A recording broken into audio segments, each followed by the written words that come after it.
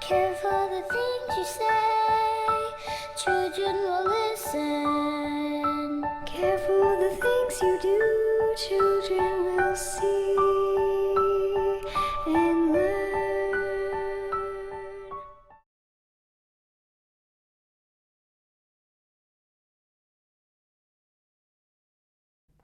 So I actually did not plan on becoming a music teacher. My goal was to become a worship minister at a church, and I wanted to lead worship for a congregation and maybe also be like a creative arts type minister making different videos for churches. But I went into music education kind of as a backup plan, just in case anything with the church job fell through. And so I went to Missouri State University and got my bachelor's music education from there. And something that inspired me to become a music teacher was definitely my high school choir director, Jason Honeycutt. One day, my junior year of high school, he said, "You should become a music teacher." And I said, "No, I don't think so. I kind of plan on just being a worship minister at a church, which there's nothing wrong with doing that." And he said, "Okay, we'll see." And throughout college, I did different observations with different teachers, and I just fell in love with teaching, and I always knew I loved kids. So my senior year of college, I was applying for different church jobs, and then at the last second during student teaching, I flipped the switch and started applying for teaching jobs, and I do not regret it one bit. So my first year of teaching, I got a job at my old 5th and 6th grade school, Inman Intermediate in Nixa, Missouri, and I fell in love with that age group immediately and knew these kids like to have fun. And also, 5th and 6th grade is the last time that they are required to take a music class, because whenever they go to the junior high and the high school, they have to take a fine art credit at the high school, but it doesn't have to be music. It can be visual art or another fine art class. So I decided my goal as a 5th and 6th grade music teacher is to make sure that I get kids hooked on music. So I made sure I was doing things to have lots of fun in the music classroom, involving humor, involving music technology, involving singing songs that the kids like and that the kids are listening to on the radio and things like that. And another thing that my first year, my principal wanted to do a video of the song The Whippin' Nay Nay, because that was really big my first year of teaching. And I thought, well, that's not very educational. What if we made a parody to The Whippin' Nay Nay about our positive behavior interventions and support program, or PBIS program, at our school? And so we made our first full school music video that was the PBIS Whippin' Nay Nay, and every student in the school was involved in the video, and it was an absolute blast. So after that, I decided I'm going to make more videos with students because the kids loved it, and I loved it, and the community also loved it because they posted it on our Nixa Public Schools Facebook page and all this other stuff. So the second year, my second year of teaching, we made another PBIS video, submitted it to the National Film Festival, and it actually won first place for the PBIS National Film Festival. So I thought, okay, we're on to something here. This is a good time, and we're going to continue to do that. My third year, I was asked by some of the administration in central office to do a classroom instruments music video with some students from our school. And this was because our district kickoff was going to be like a Tonight Show starring Jimmy Fallon theme, and they wanted to show a classroom instruments video. So over the summer, I sent out a video to all these different students. There were about 8 of them, and 2 of them were in 5th grade, the rest of them, 6 of them, were in 6th grade. And I showed them how to play all their different parts. I even let them take the instruments home over the summer. They practiced them, and we came together one day, and they had all their parts learned, and I was like, wow, that was pretty easy. I didn't have to really teach them. I just played it for them, gave them a video, and they nailed it. And then the next day we came in and we had lights set up and cameras, and the kids thought it was so cool. There were microphones in their faces everywhere. And we shot the video. We posted it on our Nixa Public Schools Facebook page, and it has about 160,000 views right now. And the Tonight Show starring Jimmy Fallon actually commented on it and said this was great, fantastic video, and they sent us t-shirts.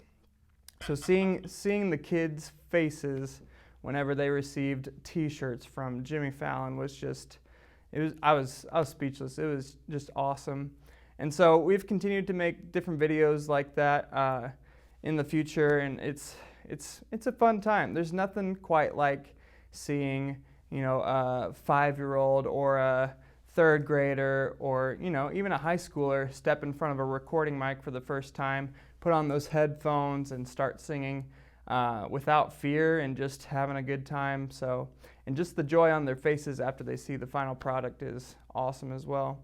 So that's kind of why I started making different videos with my students. Also, I love video production and audio production, so it's something I'm passionate about, and just getting to share that with my students is a true joy. So my brother and I grew up in church, and we learned how to play a bunch of different instruments from our worship minister at our church, and we were involved in our worship band at church, playing on the adult worship team in junior high, and playing on the youth team from 6th grade all the way through graduating high school. And through that, we developed this passion for recording. And my 8th grade year, my parents bought me and my brother our first recording studio, and it was just like this little hard drive where you could plug in 8 different microphones at a time, or 8 different channels at a time, and just record onto this hard drive. And we'd record songs you can layer over and over, so we'd create a whole band, just the 2 of us. So that's kind of what sparked my interest for audio recording. After that, I started getting into software-based recording programs, and my brother and I would just we'd release CDs to our family members. Sometimes, you know, if we're going on a missions trip or something, we'd record our own CD and we'd sell them to raise money to go on a trip. But that's kind of how my passion for recording started. Video production wise, I've always been intrigued with the use of the camera. Ever since I was 5 years old, my brother and I would have my mom sit down and we'd make these really crazy and weird videos as little kids. And then my parents, they were so nice to trust us as like 9 and 11-year-olds with their expensive camera equipment, and we'd make our own videos and we'd show them to friends and family, and I just loved doing that. So in college, I did an audio recording internship at Studio 2100 in Springfield, and they take in people from Warner Brothers Records and different people. So I got to intern with Jeff Smith over there. And then also in college, I did a creative arts internship at my church where I was making videos and recording different things. So a lot of the stuff that I do is self-taught or I've learned during those internships. And then my junior and senior year of college, I kind of started my own production company on the side where I'd make YouTube videos or record other people in my studio in my college house, I guess, in the basement of this house that we had in college. And people started paying me for it. And so now I still have a production company on the side, and I record choirs and record people in my home studio and all this other stuff. So yeah, it was self-taught, but it was because of the support of my parents, you know, buying us different gear and all this stuff, that I got to do that and learn in these different internships. This Children Will Listen video that we just put out at the beginning of this school year, most of the responses have been from our community, and even other school districts have posted it on their websites, because it is it's a great video to show teachers children are listening to you, and also parents, children will listen, be careful what you're saying. Also, you can have a huge impact on their life by telling them, you know, why don't you try this out? I think you might be passionate about this, and giving them guidance on where to go. So that's what was just so much fun about this project. The National School Public Relations Association, they shared the video in their weekly newsletter, and so that was kind of cool to get on a national platform. Our superintendent's mentor goes around the world speaking to different educators, and she plans on showing the video as she tours around the world. So it's been really cool, and everybody that I've talked to says, "You made me cry. All these little babies getting up there and singing."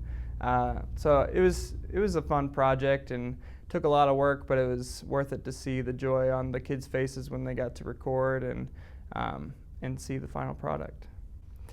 Yeah, so one day at the end of May, we had all the kids come in about 5 days straight to get the 31 kids to record the audio, and then later they sang along with their audio that they already recorded, and we did the video in June and July.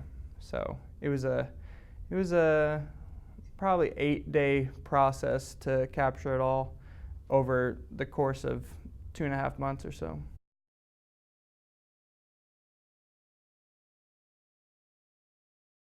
So whenever I was in college, I took this class called Choral Arranging, and we had an a cappella group on campus called the Missouri State Baritones, and they had joked around about arranging an a cappella arrangement to the song "What Does the Fox Say," which was big back then. It was a weird YouTube video back in 2013 or so, and so they were joking around with it, and then I decided to take it on as my first a cappella project. They loved it. They sang it live at their concerts. They took it around on their high school tours. So that kind of showed me, hey, I can arrange for a cappella. And so I started arranging for the different a cappella groups on campus. When I became a music teacher, I thought, now I have a choir. I can arrange for treble choir. And so I started doing arrangements for my treble choir. Most of the arrangements I do tend to be public domain, so I don't have to deal with a lot of the copyright issues, which is great. But sometimes I do some different songs or some different pieces. For example, I have a treble choir arrangement of Iko Iko, and I ran into a bunch of copyright issues with that. My good friend Susan LaBar, who's the editor at Walton Music Publishing Company, and she lives right down the road. Her husband is the choral director at Missouri State University and was my choral professor. I'm good friends with her, and so I'll always sit down and talk with her and say, what do I need to do to make everything legal? So I had to go through Hal Leonard and request permission to arrange the piece for my choir, and then in order to sell it, it took me about a year to get permission to sell the arrangement. And through Sheet Music Plus, Hal Leonard has now opened up this ability for anyone to upload their own arrangements of certain specific songs that Hal Leonard has the rights to and they own the rights to, and you can sell those arrangements only on Sheet Music Plus. So that's where some of my arrangements that aren't public domain, they go only through Sheet Music Plus. I only get about, maybe 10%, if that, of the proceeds for that, because all the rest of it goes to Sheet Music Plus and Hal Leonard. But yeah, it's important to make sure that everything's done right. Even with this Children Will Listen video, I made the video first and recorded everything, and then I went to our district communications office and they purchased a license through Easy Song Licensing, so that way everything was legal and they could post it with permission. So it's always important to go through and get licenses. I do a lot of choral recording as well, and to even sell a CD or to post different YouTube videos of choral recordings, you can go through the Harry Fox Agency online and purchase different licenses through there. But some composers, they enjoy you just posting a recording of their piece, because then people are going to buy more recordings or buy more copies of their piece. So Susan LaBar would say there's a kind of a gray area there, whether you need to pay a license to post certain choral works on YouTube. But definitely, like, the Children Will Listen piece was one that we needed to purchase a license for to put out on YouTube and everything. But there is a gray area sometimes on what is allowed and what isn't allowed.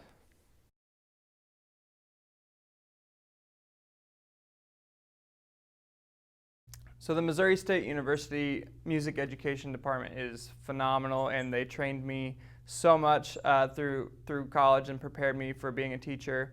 And just through, even after I've graduated, they've improved their program even more by hiring more staff and just implementing new things that students are required to do that will help them in their future careers.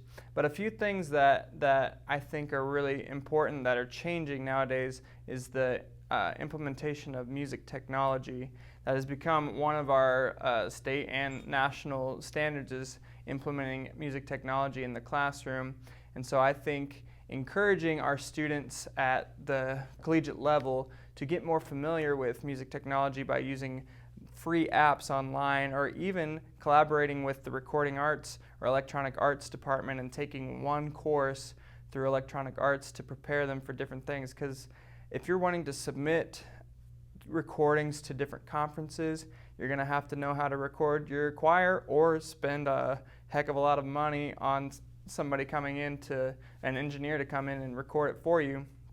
Also, just implementing that into the curriculum. There's so many things that you can do with composition that are in our standards with music technology. I do this project with soundationstudio.com. It's a free online recording studio essentially, and I do this project with my students where they have to tell a story through the song that they create. They either pick a theme that they want people to focus on or people to think of as they hear this piece, and they also have to have a beginning, middle, and end. So it's ABA form, which is one of their standards as well. So they're telling a story through music through this online app that's helping them create this electronic music, but it's a lot more than that. So I think incorporating more music technology is important. Another thing that I think universities should start encouraging more, which Missouri State has since I've left, is encouraging students to go intern or volunteer with children's choirs, community choruses, or anything like that. Get that experience conducting in front of ensembles before you are conducting in front of an ensemble as your job. I mean, there's doing student teaching and doing practicums and all that stuff, but I think actually getting involved with a community chorus or a children's chorus is just an amazing thing that you can do. Here in Springfield, we have the Boys Choir of Springfield and Girls Choir of Springfield, and a lot of Missouri State students are interning for them, or at least going to help out on a regular basis. So I think that's important as well. Another thing that I would love to see in the future is more music industry courses taught in the high school or at a junior high level, to get those students who maybe love music but aren't necessarily wanting to do choir or band or orchestra or theater even, getting those students involved in music courses through this music industry program. They can learn how to record different performances, they can learn how to record in a studio, they can learn how to do all these different things at school, so that way they can have a career in music, but maybe just in a different way. So I would love to see that implemented in more school districts and have more universities implement that into their curriculum as well. So I'm a graduate of Nixa High School, so I went to Nixa High School, and I'm very proud of how that program has grown over the years. Jason Honeycutt, who was my choir director, was there for 15 years straight, and he grew the program to to over 300 students in the high school choral department. And then Daniel Gutierrez, who is a nationally known choir director, he's now at Nixa High School, and he's doing an amazing job as well. But at the high school, we have, in the fine arts hallway, or the performing arts hallway, we have a band program of almost 300 kids, and then a choir program of almost 300 kids, and a theater department that is just top notch. And a lot of kids do all three, and they make friends in all three, and it's just amazing. The high school program has performed at state music conferences 3 times, maybe even 4 times, and the theater department has gotten first in the state in Reader's Theater and 1X multiple times, and they've performed at the State Thespian Conference. And then the band program is just, whenever I was in the Nixa High School band program, I was in it from 2007 to 2011. We had 155 students, and now in 2019 there's 280, 300 kids in that program, and they have 5 band directors, and it's just exploded. So the performing arts at Nixa they're awesome, which I might be biased since I'm a graduate of Nixa as well. But I love it.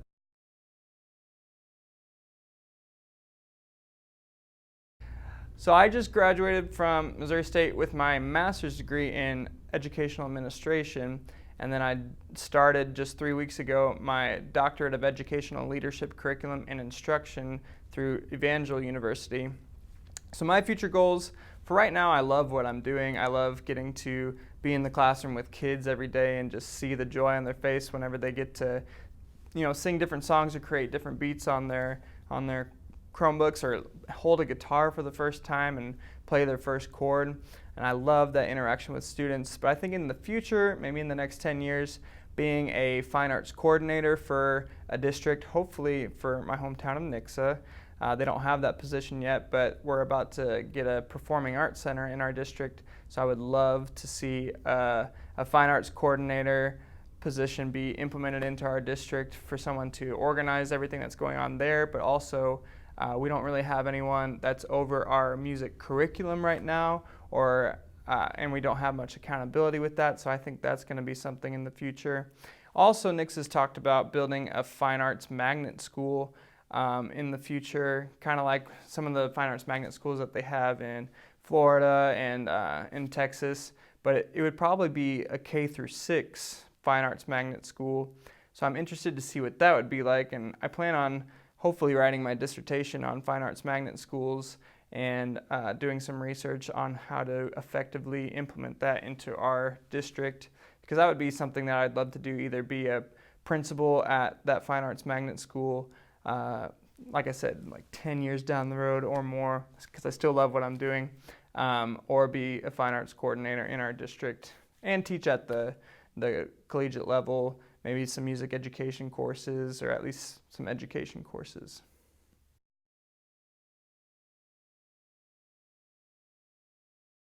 So some of the people that have just been so supportive in my life, in my music career, have been, first of all, my parents.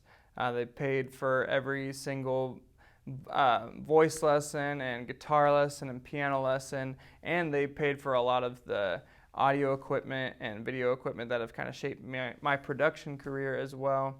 My high school choir director, Jason Honeycutt, my band director, Craig Finger and Kim Martin, and Pat Jacobs, and also my theater teacher, Allison Fleetwood, who's also now my colleague as I help with the Nixa High School musicals.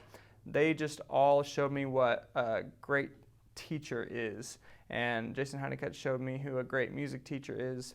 Daniel Gutierrez, who's at Nixa High School right now, he's one of the reasons I became a music teacher, because I did practicum with him my senior year, and he showed me that you can have a blast and be a goofball as a teacher. And so I thought, okay, teaching is definitely for me, because I'm a goofball and I like to have fun. So I'd definitely like to thank all those people. And Dr. Guy Webb at Missouri State, he's now retired, and Dr. Cameron LeBar, who's at Missouri State, they've been great mentors to me. Willie Grega, my student teaching cooperating teacher, he's truly shaped my life as well. And Vicki Scott, one of my music education professors, and Andrew Homburg, one of my music education professors. They've just all shaped my life in a positive way, and I'd like to thank all of them.